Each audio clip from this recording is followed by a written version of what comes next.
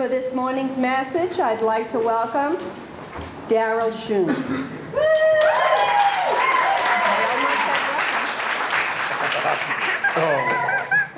I almost said Reverend Darryl Schoon. It's still irreverent.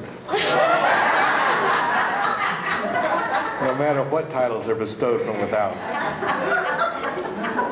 Namaste. Namaste.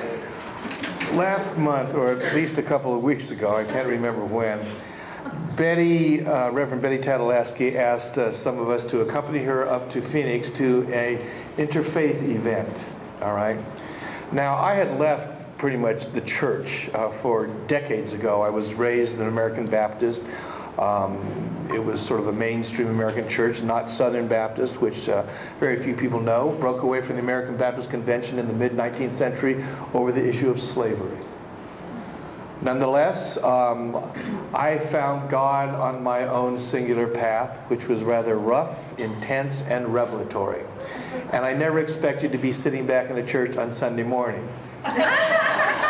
I'll be one that calls itself a temple, no less. But because of Betty asking Martha and I to accompany her, we did. Several of us went, and we went up to Phoenix, and I think there was about 400 people there.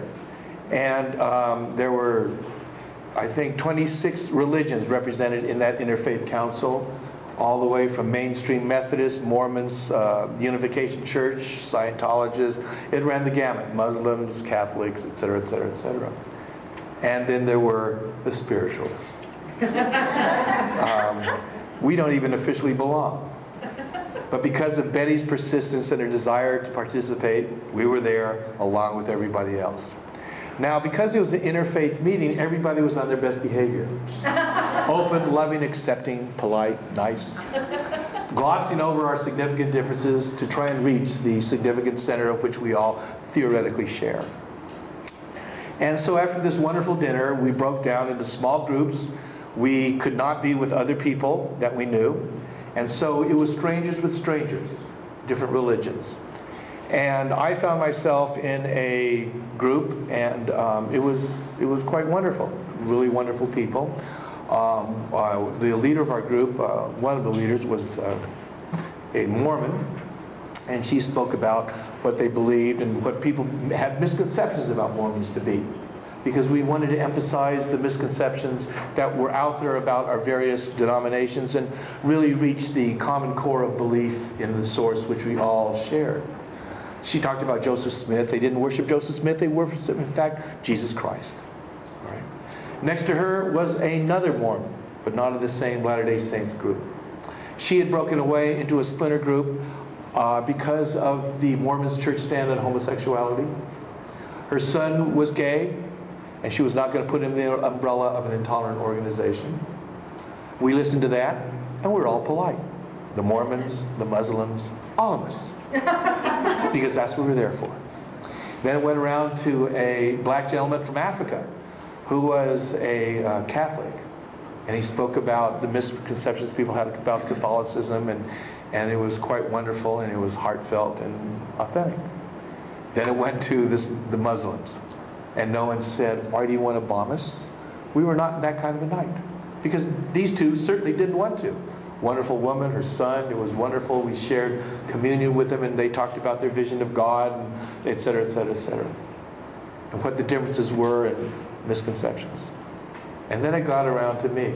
I was the last one. I wasn't quite anxious to put out who I was. People liked me up to, at that point. We agreed, and I said, well, I'm a spiritualist. I represent the Temple of Universality in Tucson. And they said, what is a spiritualist? And I paused. And I thought, well, I might as well put it on Front Street. People see us as a church that talks to dead people.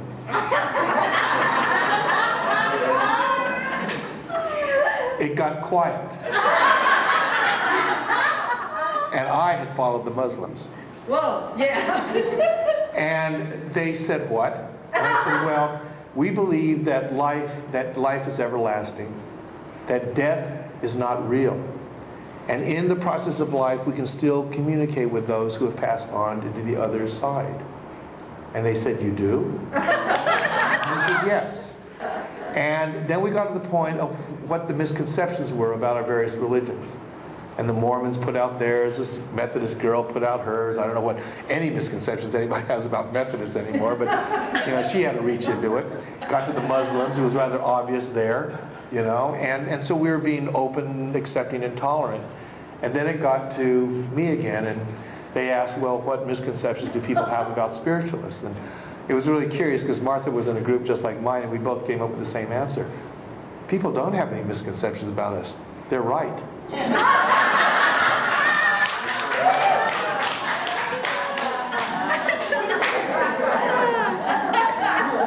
And then the topic went to, because this is a place of healing, what each person thought that their denomination could do to have people be more understanding about the differences and wipe them away. And both Martha and I said in our different groups, there was really nothing we could say or do.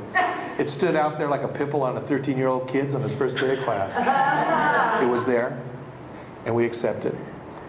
And what I wanted to say this morning about spiritualism and the belief in such a profound thought that runs contrary to our experience of life. Because I don't care who you are. I don't care how old you are. At a certain point in your life, in a certain point of your consciousness, you became aware of death.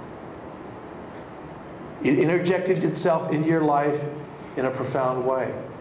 And whether it was spoken of, you knew this wasn't good.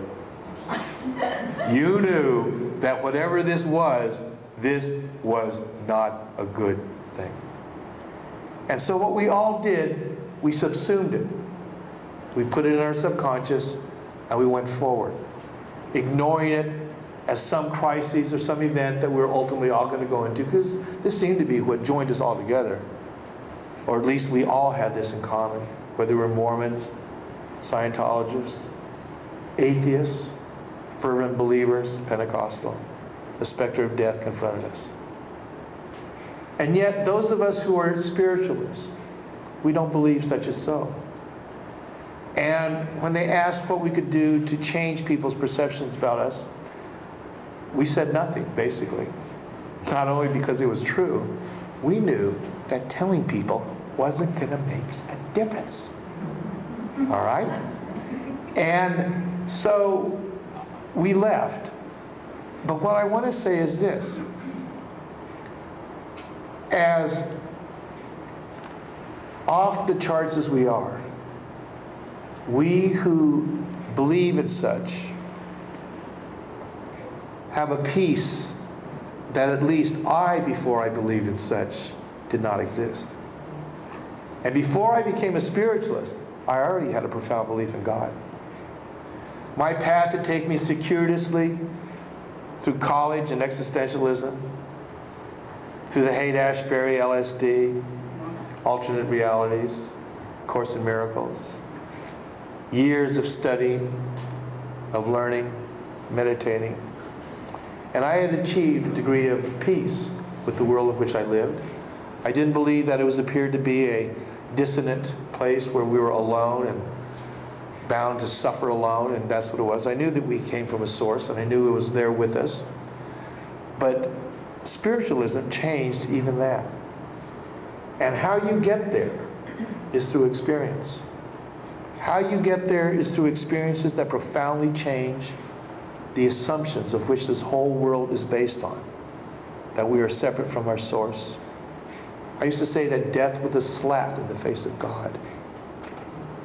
What I want to say today is, there was no slap. And how I came, and how Martha and I came to that realization was a personal story, as every one of you have a personal story.